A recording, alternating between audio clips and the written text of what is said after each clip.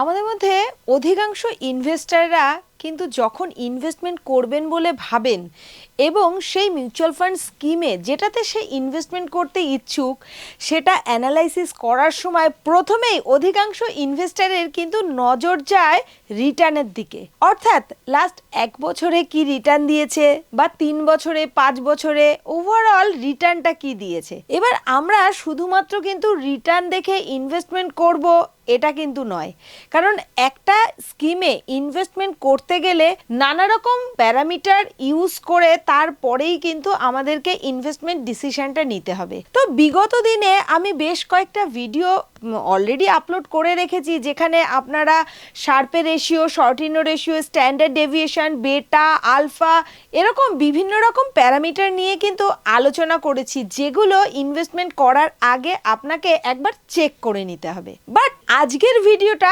একটু অন্যরকম। আজকে এমন দুটো বিষয় নিয়ে আলোচনা করব, সচরাচর বহু ইনভেস্টাররা আছেন ইনভেস্টমেন্ট করার আগে এই বিষয়ের দিকে অতটা নজর দেন না।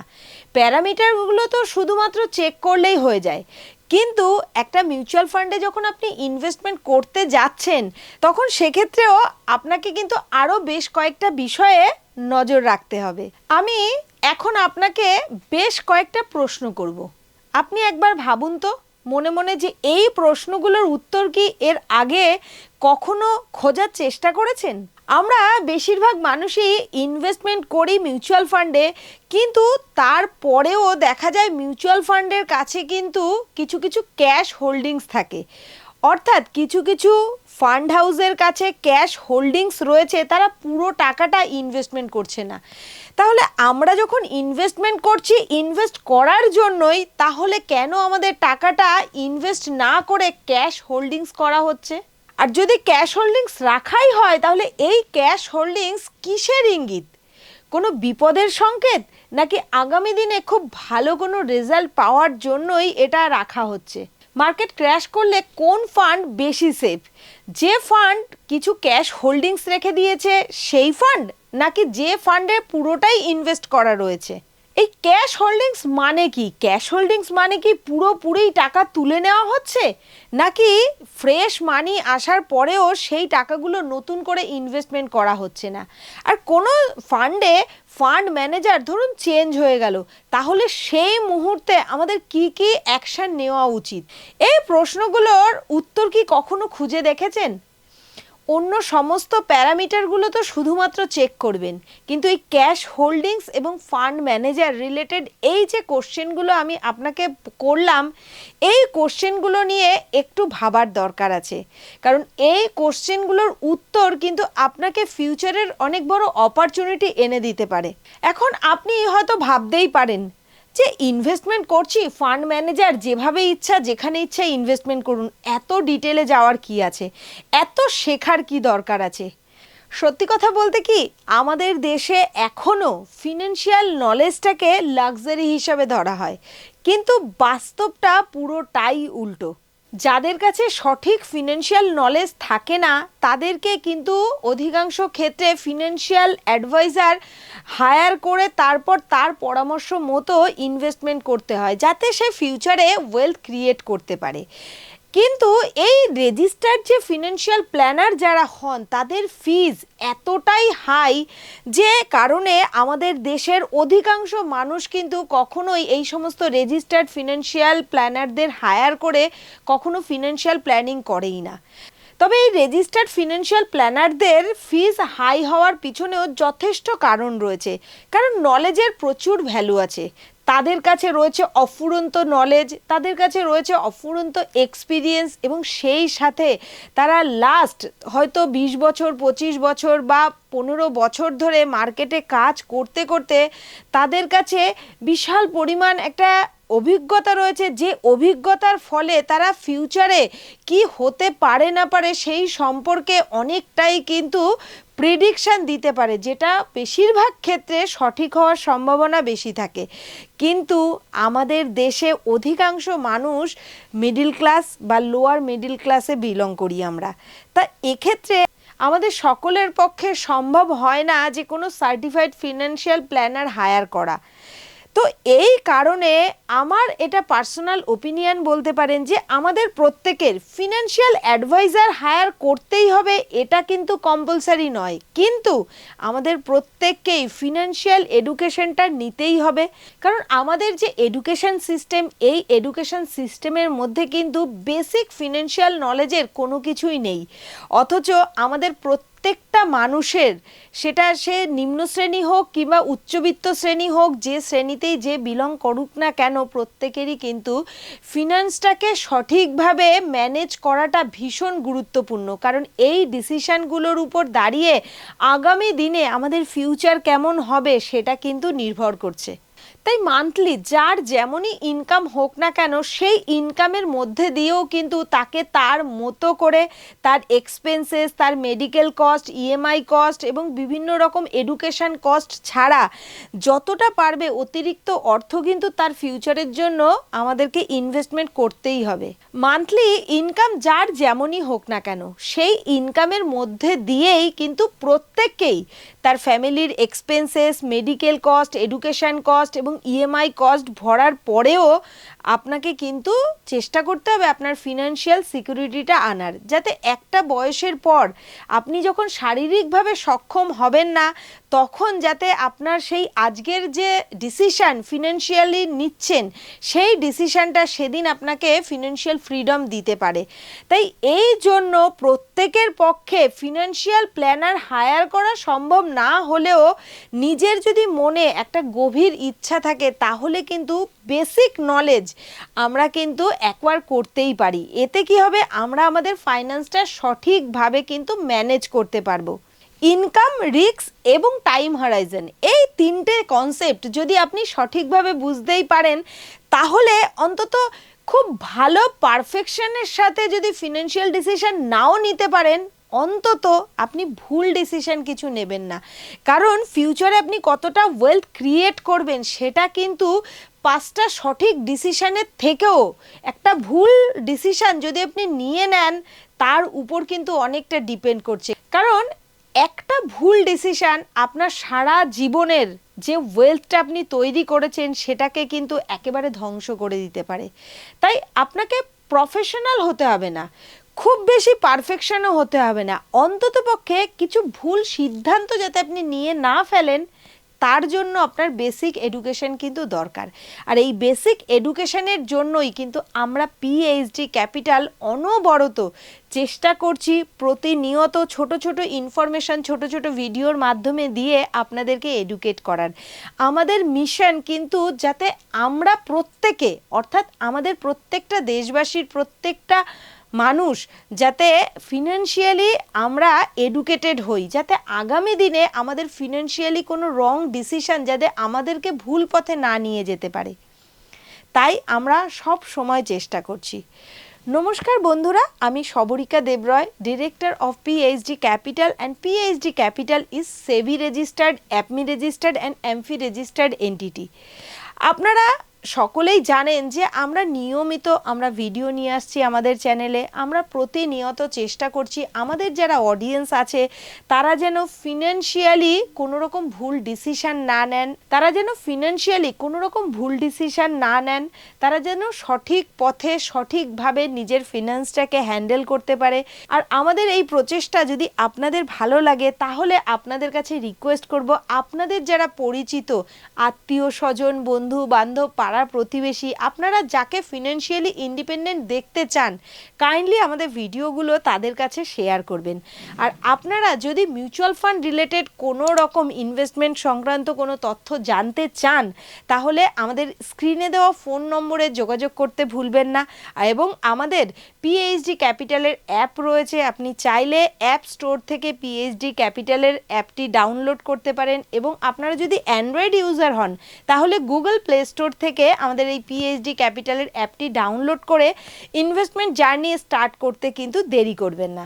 এছাড়াও পিএইচডি ক্যাপিটাল মডেল পোর্টফোলিও এবং রিসার্চ রিকমেন্ডেশন সার্ভিস প্রোভাইড করে থাকে। তো বিশদে জানতে আমাদের স্ক্রিনে দেওয়া ফোন নম্বরে এখনই ফোন করে আমাদের প্রতিনিধির সাথে কথা বলতে কিন্তু ভুলবেন না। চলুন তাহলে দেরি না করে আমরা চলে যাই ভিডিওর মূল টপিকে। আজকে আমরা আলোচনা করব ক্যাশ হোল্ডিংস থাকা কতটা ভালো বা খারাপ সেটা নিয়ে বিস্তারিত আলোচনা করব। এবং সেই সাথে কোনো মিউচুয়াল ফান্ডে যদি দেখেন যে হঠাৎ করে ফান্ড ম্যানেজার চেঞ্জ হয়ে গেছে, তাহলে সেই মুহূর্তে আপনার কি সেই ফান্ডে থাকা উচিত, নাকি সেখান থেকে সুইচ করে অন্য কোনো ফান্ডে চলে যাওয়া উচিত।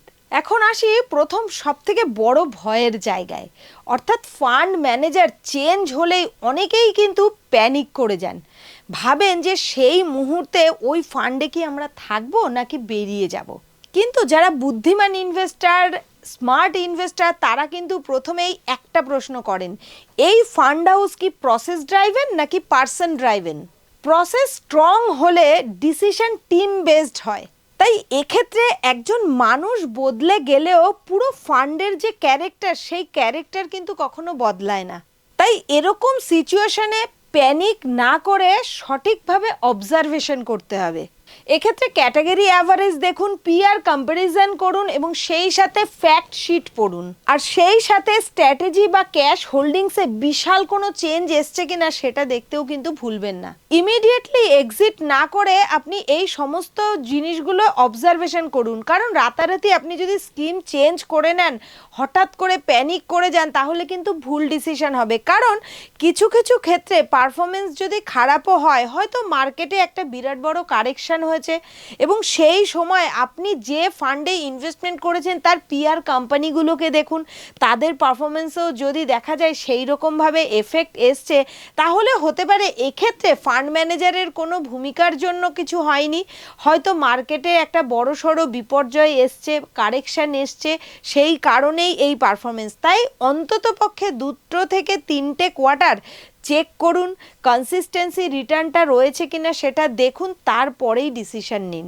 এরপর আপনি যদি দেখেন কনসিস্টেন্সি যে লং টার্ম রিটার্ন দিচ্ছিল সেই রিটার্নটা ব্রেক হয়ে গেছে, ফান্ডের ফিলোসফি টোটাল বদলে গেছে, রিস্ক প্রোফাইল বদলে গেছে, তাহলে এক্ষেত্রে আপনাকে এক্সিট নিতে হবে।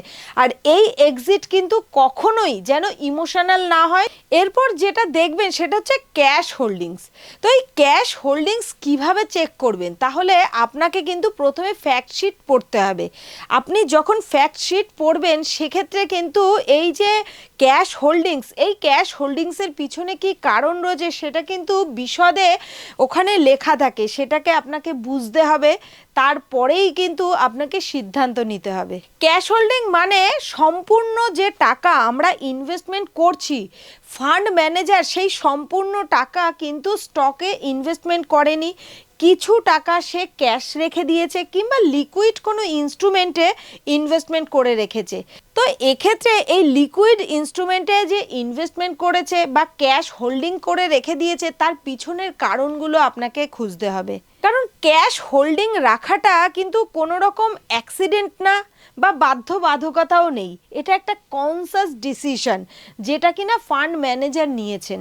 কারণ এক্সপিরিয়েন্স যে সমস্ত ফান্ড ম্যানেজার রয়েছেন, সেই সমস্ত ফান্ড ম্যানেজাররা ইনভেস্টমেন্ট করার আগে একটা প্রশ্ন নিজেকে করেন, এখন বর্তমানে যে পরিস্থিতি রয়েছে, মার্কেটের যে কন্ডিশন রয়েছে, এই সিচুয়েশনে ইনভেস্টমেন্ট করলে রিস্ক যতটা আমরা নিচ্ছি সেই রিস্কের তুলনায় কি রেওয়ার্ড পাওয়া যাবে, রেওয়ার্ডটাকে যথেষ্ট আমরা পাবো। কারণ মার্কেট যখন বেশি অপটিমিস্টিক হয়, যেখানে ভ্যালুয়েশন প্রচণ্ড হাই থাকে, এই সময় কিন্তু ফান্ড ম্যানেজাররা বেশিরভাগ ক্ষেত্রেই দেখা যাচ্ছে ইনভেস্টমেন্ট না করে অপেক্ষায় থাকে সঠিক সুযোগের জন্য।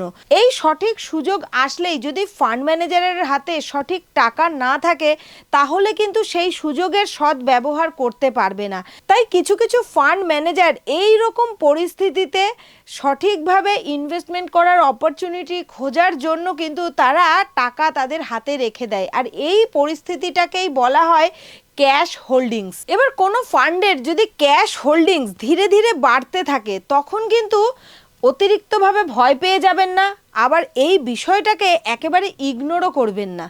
এই জন্য আপনাকে জানতে হবে যে ক্যাশ হোল্ডিং কোন কোন সময় বাড়তে পারে। মার্কেট যদি এক্সপেন্সিভ হয় এবং ফিউচারে যদি মার্কেট কারেকশন এক্সপেক্ট করে থাকে ফান্ড ম্যানেজার, সেই কারণে তারা ফিউচার বাইং অপরচুনিটি ধরে রাখার জন্য তারা কিন্তু ক্যাশ হোল্ডিং করে, যেটা ভুল সময়ে ভুল করার থেকে ফান্ড ম্যানেজারকে কিন্তু বাঁচায়। এবং শুধুমাত্র ফান্ড ম্যানেজারকে নয়, টোটাল যত ইনভেস্টাররা ইনভেস্টমেন্ট করছেন সেই সমস্ত ইনভেস্টারের ইনভেস্টমেন্টটাকে কিন্তু প্রোটেক্ট করার উদ্দেশ্যে এই ক্যাশ হোল্ডিং করা হয়, যাতে আগামী দিনে আমাদের যারা ইনভেস্টাররা রয়েছেন সেই ইনভেস্টারদের আরও বেটার কোনো রিটার্ন দিতে পারেন।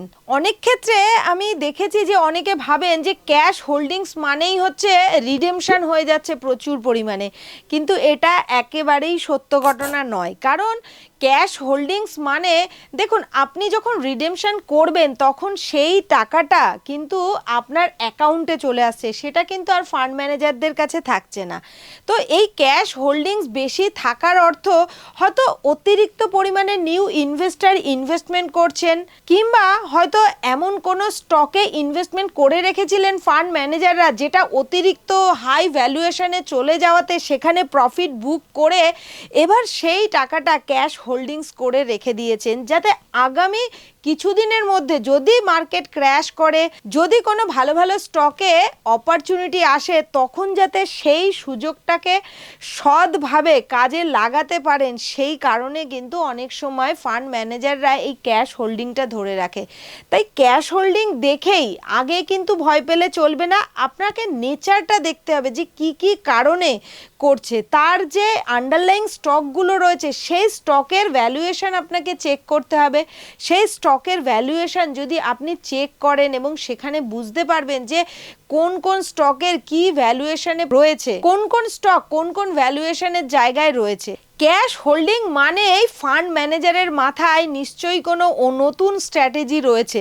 এই স্ট্র্যাটেজি চেঞ্জ করার সময়ও কিন্তু ফান্ড ম্যানেজাররা হঠকারিতা করে কোনোভাবে অন্য কোনো স্টকে পজিশন বানান না, তো তারা ধীরে সুস্থে ঠান্ডা মাথায় নতুন স্ট্র্যাটেজি তৈরি করার জন্য ক্যাশটা হোল্ড করে। তাই ক্যাশ হোল্ডিংসের যে পার্সেন্টেজ, সেই পার্সেন্টেজ দেখে শুধুমাত্র যদি আপনি একটা ফান্ড থেকে অন্য ফান্ডে শিফট হয়ে যান, তো এটা কিন্তু একটা ভুল ডিসিশন হবে। ক্যাশ হোল্ডিংসের পিছনে আরও যে স্ট্র্যাটেজি থাকে সেটা হচ্ছে কিছু কিছু ক্ষেত্রে দেখা যায় আচমকা হঠাৎ করে মার্কেট ক্র্যাশ করে এবং সেই সময় আপনারা সকলেই জানেন অনেক ভ্যালুয়েবল স্টক যাদের ফান্ডামেন্টাল ভীষণ স্ট্রং, সেই সমস্ত স্টকও কিন্তু অনেকটা ডিসকাউন্ট রেটে পাওয়া যায়। তো কিছু কিছু ক্যাশ যদি ফান্ড ম্যানেজাররা হোল্ড না করেন তাহলে সেই সমস্ত অপরচুনিটিগুলোকে তো তারা গ্র্যাব করতে পারবে না। ফান্ড ম্যানেজাররা এইরকম অপরচুনিটির জন্য কিন্তু বসে থাকে, মার্কেট বটমেই কিন্তু তারা অধিকাংশ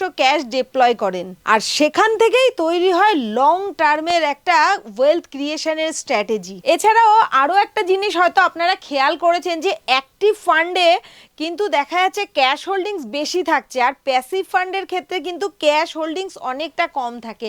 এর কারণটা হচ্ছে প্যাসিভ ফান্ডে কিন্তু কোনো রকম আলাদা করে স্ট্র্যাটেজি তৈরি করা হয় না, ওভারঅল ইন্ডেক্সে যে যে ওয়েটেজ রয়েছে সেই অনুযায়ী কিন্তু ইনভেস্টমেন্ট করা হয়। শুধুমাত্র একটা সামান্য পার্সেন্টেজ টাকা ক্যাশে রাখা হয়, যাতে কোনো ইনভেস্টর যদি রিডেমশন করেন তাহলে সেক্ষেত্রে যাকে তার সেই সঠিক প্রাপ্য টাকাটা তাকে দিতে পারেন, সেই কারণেই কিছুমাত্র ক্যাশ হোল্ডিংস থাকে। কিন্তু অ্যাক্টিভ যে ফান্ডগুলো রয়েছে সেই অ্যাক্টিভ ফান্ডের ক্ষেত্রে কিন্তু ক্যাশ হোল্ডিংস অতিরিক্ত মাত্রায় থাকে প্যাসিভ ফান্ডের তুলনায়, কারণ ফান্ড ম্যানেজাররা সেখানে স্ট্র্যাটেজি তৈরি করেন, অ্যাক্টিভলি তারা কিন্তু ব্রেনটাকে খাটাচ্ছে, ইনভেস্টমেন্টের কোথায় কোন অপরচুনিটি নেওয়া যায় সেই চেষ্টাতেই কিন্তু তারা সবসময় থাকছে, যাতে ইনভেস্টরের আগামী দিনে আরও ভালো রিটার্ন হয়, তার পোর্টফোলিওতে যেন খুব ভালো কম্পাউন্ডিং একটা তারা দেখতে পায়। মার্কেট সবসময় কিন্তু অপরচুনিটি দেয় না, অপরচুনিটি সামনে আসলেও অপরচুনিটিটাকে অপরচুনিটি হিসেবে চিনতে শেখাটাই কিন্তু আসল নলেজ। তো এই নলেজের কারণেই কিন্তু ফান্ড ম্যানেজাররা বেশিরভাগ ক্ষেত্রে ক্যাশ হোল্ডিংস করে রাখেন। এবং আপনাদের সকলকে আমি একটাই রিকোয়েস্ট করব, কিছু কিছু ফিনান্সিয়ালি টপিক যেগুলো আপনাদের জানাটা খুব জরুরি, এগুলো যদি আপনারা জানেন তাহলে শুধুমাত্র কিন্তু আপনি একটা ফান্ড অ্যানালাইসিস করছেন তা কিন্তু নয়, সেই ফান্ড অ্যানালাইসিস করার সাথে সাথে ফান্ড ম্যানেজারের মাথায় কি চলছে সেই জিনিসটাও কিন্তু আপনি বুঝতে পারবেন। তাতে কি হবে, আগামী দিনে আপনি নিজের কোনো ডিসিশন যদি নেন তাহলে সেক্ষেত্রে সেই ডিসিশনটা পারফেক্ট হওয়ার চান্সের পার্সেন্টেজটা বেড়ে যাবে। এক কথায় স্মার্ট ইনভেস্টররা কখনো রিটার্ন চেস করার চেষ্টা করে না, তারা প্রসেসটাকে আন্ডারস্ট্যান্ড করার চেষ্টা করে। তো তো বন্ধুরা, ওভারঅল আজকের এই ভিডিওটা থেকে আপনারা কতটা কি শিখতে পারলেন কাইন্ডলি আমাকে কমেন্ট করে জানাতে কিন্তু ভুলবেন না।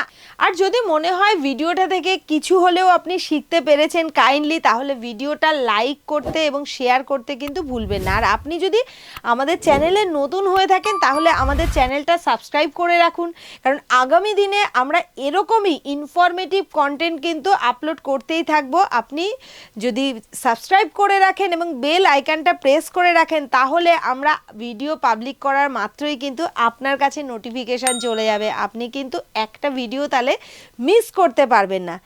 তাহলে বন্ধুরা, ভালো থাকবেন, সুস্থ থাকবেন, দেখা হবে আগামী কোনো ভিডিওতে।